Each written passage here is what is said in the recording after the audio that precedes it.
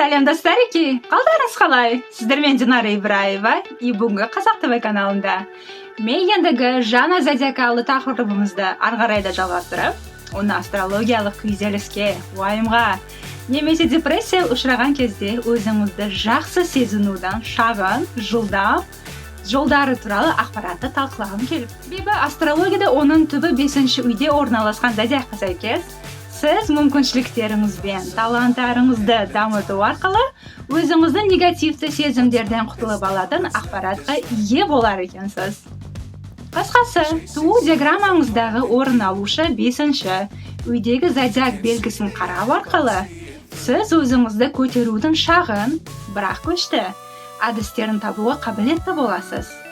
И одан басқа, жұлдызнаманың 5-ші үйі шығармашылық, өзін-өзі көрсетумен, махаббат, балаларға жауап беру табиғатымызды жарқыратушы орын деп есептеледі. Ары қарай адамға не қуаныш әкелетінін және оны шабыттандыратын анық көрсеткіші.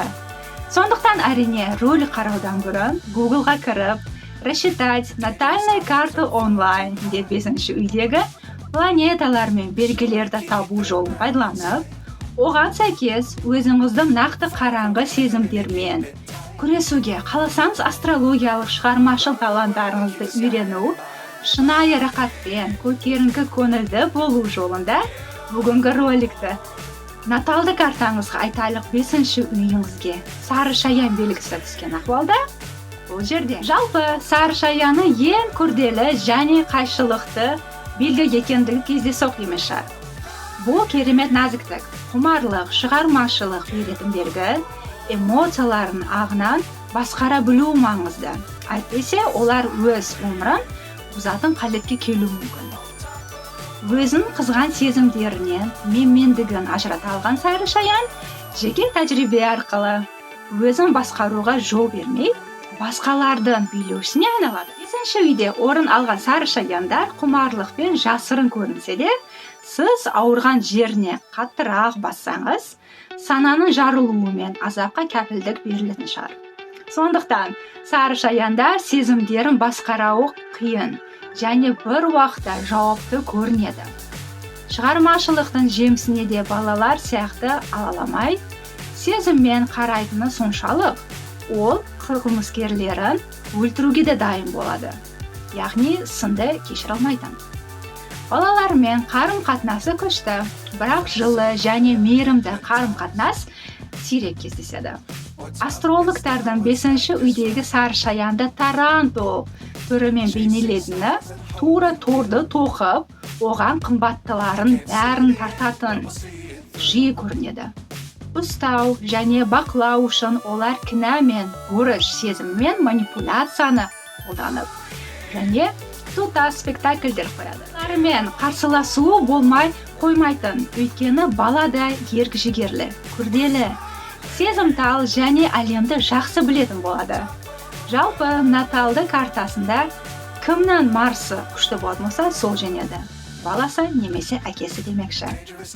Егер 5-ші үй бөленген болса, туған бала тәрбиесінен шектен шығып кету. Жасөспірімдер тарапынан қатыгездік, зорлық-зомбылық орын алады. Мұнымен тек ата-аналық өкілетін болған жағдайда ғана күресуге болады. Жалпы 5-ші үйде орын алған сары шаяндар мен олардың ұрпақтарының негізгі ерекшеліктері туралы айтқанда, ол жерде осалдық, көкшілдік, бағындыруға және үстемдік етуге ұмтылу, қатал тәрбиенің нәтижесінде ұнатпау, ұл қыздың кешендері, бас тартуымен, қатыгездігімен аяқталады.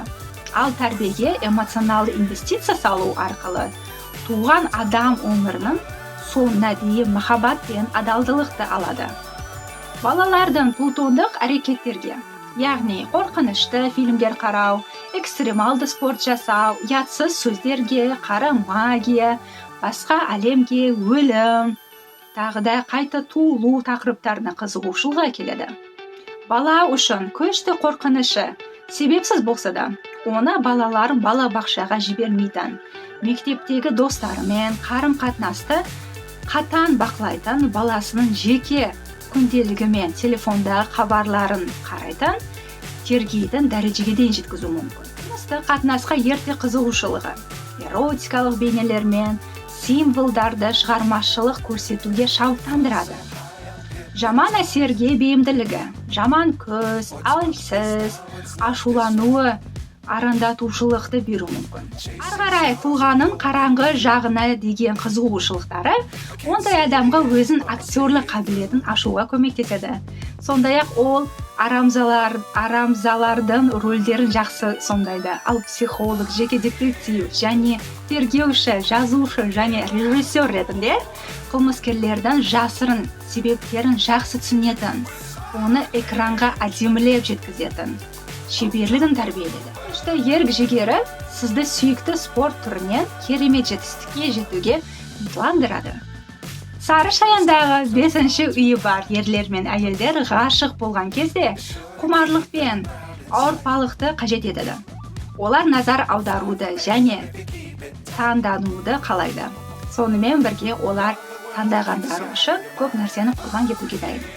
Мұнда әрине екі нұсқа бар. Тиранға азапты және тәтті тәуелдіктен мойсыну және азапқа шегу, немесе тышқан мен мысық сияқты жақын адамдарыңыздың жүрегімен ойнап, басқа біреудің энергиясын басқару.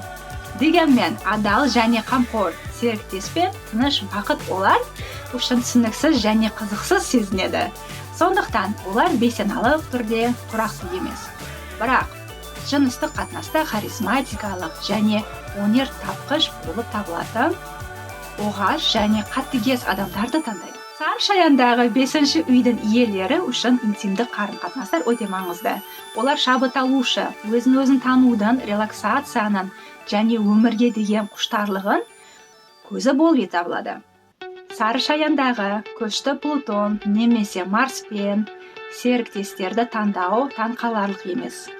Егер асцендент арыстан белгісінде түссе, ол адам өзіне ғашық болған жәбірленушінің азаптаушыны айналады.